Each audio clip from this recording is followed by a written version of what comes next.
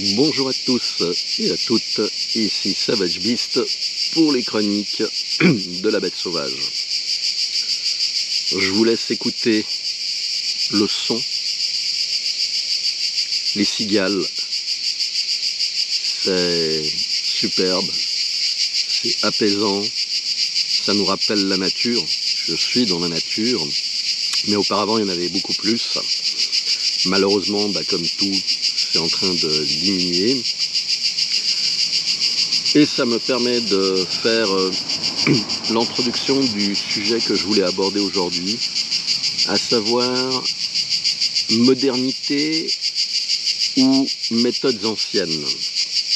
Alors ça dépend de pas mal de choses. Je vais boire une goutte parce qu'on est à plus de 40 degrés, même que je suis à l'ombre, ça cogne.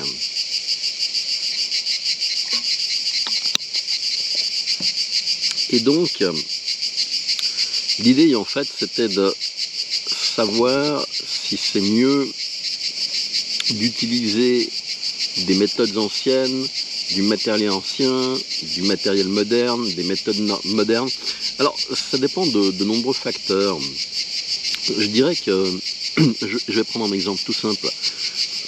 Une méthode pour potabiliser l'eau consiste à la faire bouillir durant une quinzaine de minutes pour éliminer les pathogènes, mais simplement il vous faut du combustible, du bois, du gaz, un réchaud, il vous faut du temps et après il faut encore laisser l'eau refroidir avant de pouvoir la boire, parce que de l'eau bouillante hormis pour faire du thé, et même du thé c'est relativement chaud. Donc sans compter que certains toxiques ne sont pas éliminés. Et d'un autre côté, vous avez les méthodes modernes, donc avec des unités de potabilisation, filtration. Je me gratte le nez parce que il y a quelque chose dans l'atmosphère, mais je sais pas quoi, qui dérange un peu. Donc, si vous voulez, pour avoir une eau potable, actuellement il fait très chaud. Ici on ne peut pas faire de feu. On ne pourrait pas potabiliser l'eau avec une méthode ancienne parce que le risque d'incendie est beaucoup trop grand. Il faut donc utiliser une méthode moderne, à savoir des filtres céramiques, des filtres en fibre, avec d'autres filtres avec du charbon. Ça permet d'éliminer aussi les toxiques. Bref, la modernité n'a pas que du bien, mais pas que du mal. Et les méthodes anciennes, c'est la même chose, tout dépend du contexte. Si on regarde à l'heure actuelle pour tout ce qui est outils et puis ce qui est outils de jardinage et autres, on a pas mal d'éléments qui font que les outils performants à batterie, à accu, lithium-ion, il faut utiliser des systèmes à 20 volts ou plus, nous donnent vraiment des outils performants. Alors, auparavant, si on utilise les méthodes traditionnelles manuelles, parce qu'il n'y a plus d'électricité par exemple, eh bien, faire certaines opérations va nous prendre beaucoup plus de temps. Je vous garantis que percer un trou avec une chignole, pour ceux qui ont connu, c'est rigolo, mais ça prend du temps. Et puis on ne peut pas faire dans tous les matériaux, c'est compliqué. La modernité nous apporte donc des outils performants. Il faut savoir les utiliser. Alors, il ne faut pas prendre le bébé, l'eau et jeter le tout ensemble. Il y a des choses qui sont ennuyeuses avec la modernité. Typiquement, tout ce qui est communication, les gens ont complètement oublié de communiquer d'une manière simple. Il y avait les pigeons voyageurs, ça existe toujours.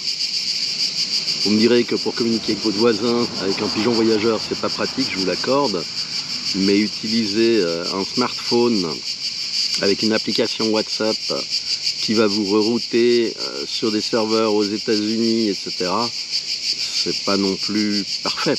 On l'a vu cette semaine en France avec les petits problèmes concernant la SNCF et les TGV, toutes les fibres optiques qui avaient été coupées, les communications. La modernité est un élément extrêmement fragile. C'est ce que les gens n'arrivent pas à assimiler. Comme on ne voit pas tout ce qui se passe derrière nous,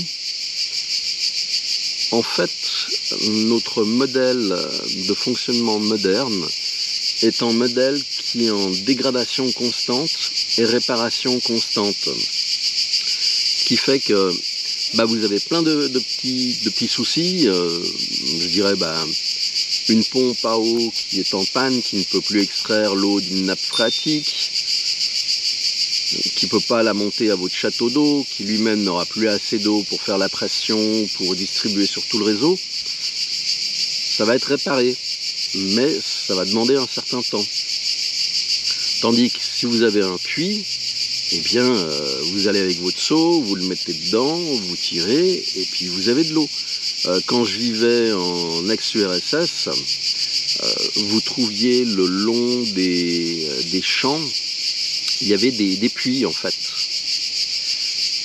Et puis vous aviez un seau et un gobelet en métal. Alors vous allez me dire, ouais, mais c'est pas malin. Je vous l'accorde, dans le sens où vous pouviez récupérer l'eau facilement du puits avec le seau, la sortir, elle était fraîche, elle était bonne. Mais le problème, c'était le gobelet, puisque tout le monde l'utilisait. C'était une source de contamination pour tout le monde. Bon, vous me direz que effectivement, nos corps ne sont plus du tout habitués à résister à des pathogènes. C'est-à-dire que si on va dans des pays comme Inde, Pakistan, etc., l'eau là-bas, elle est différente. Je pense qu'en Afrique, c'est la même chose.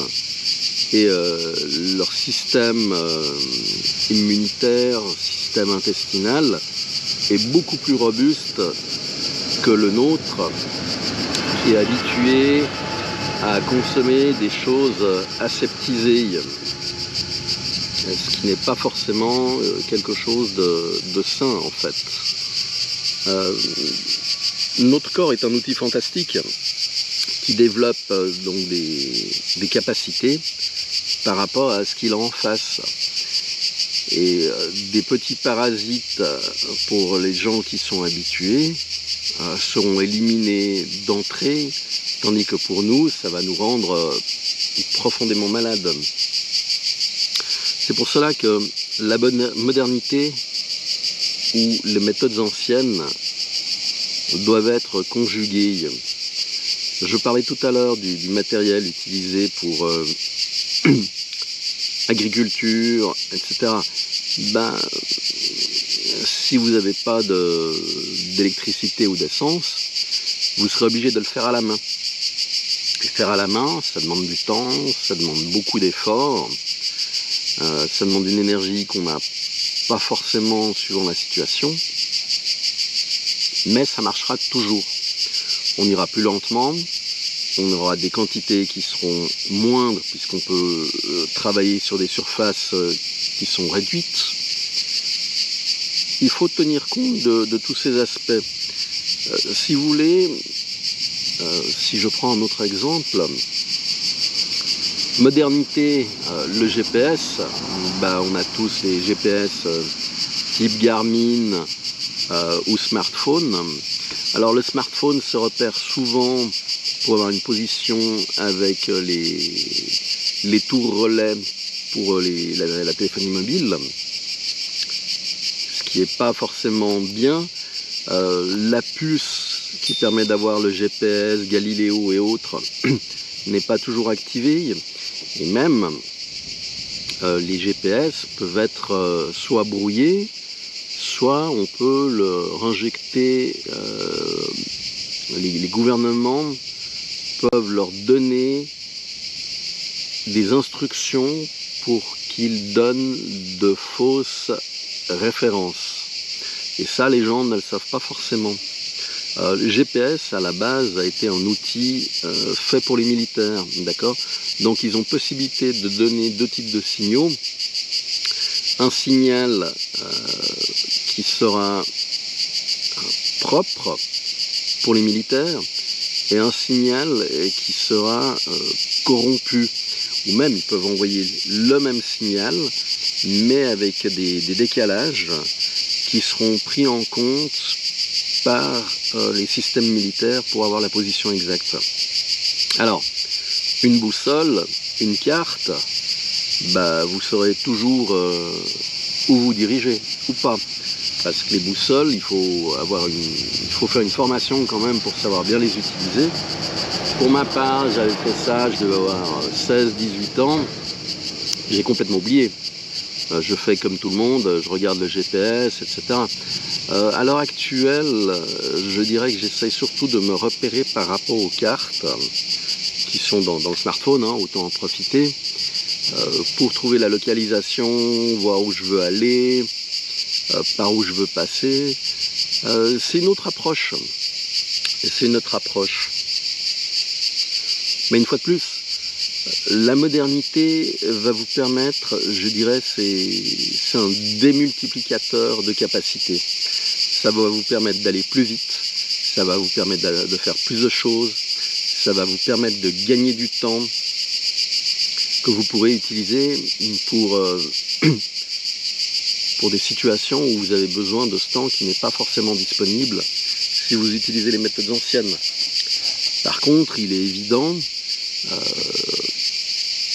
que les méthodes modernes sont fragiles. Ça, il faut en tenir compte dans tout ce que l'on fait. C'est pas simple hein, de faire des choix. Ça coûte aussi de l'argent, autant sur du matériel moderne ou du matériel ancien. Vous avez les marchés aux puces, les brocantes, etc. où vous pouvez trouver des outils anciens qui sont en bon état, relativement bon marché, quoique ça diminue de plus en plus. Ou vous pouvez acheter du matériel moderne qui sera extrêmement résistant, très robuste, bien conçu, des améliorations par rapport au matériel ancien, mais qui coûtera quand même cher. Il faut savoir que du matériel de qualité, c'est quelque chose de pas donné. Et c'est partout pareil, dans tous les domaines.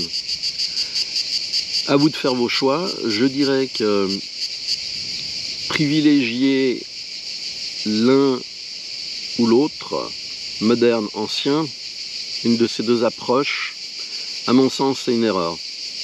Il faut avoir un mélange des deux, pouvant ainsi se suppléer l'une à l'autre, suivant la situation. Et puis avec ça, vous êtes bon. N'oubliez pas, prenez soin de vous et des vôtres. À très bientôt. Ciao!